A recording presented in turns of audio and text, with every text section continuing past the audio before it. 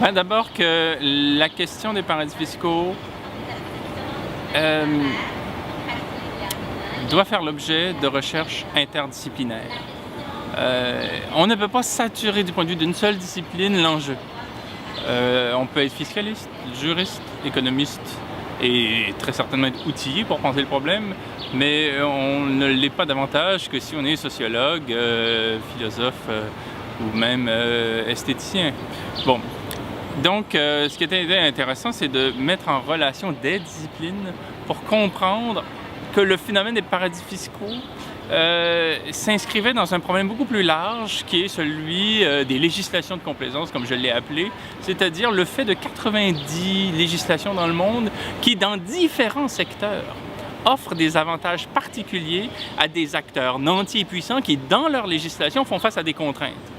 Et ce qui était intéressant, c'est de comprendre le mécanisme qui consiste à permettre à des acteurs puissants qui font face à des contraintes de délocaliser des actifs dans des États où les contraintes s'estompent et de comprendre la variété des domaines.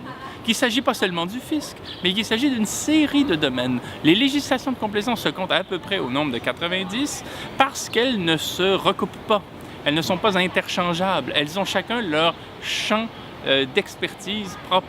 J'ai l'habitude de les comparer aux boutiques d'une rue commerçante. C'est-à-dire qu'on ne fait pas la même chose aux îles Vierges britanniques qu'à l'île Jersey, qu'aux îles Marshall ou qu'à Singapour.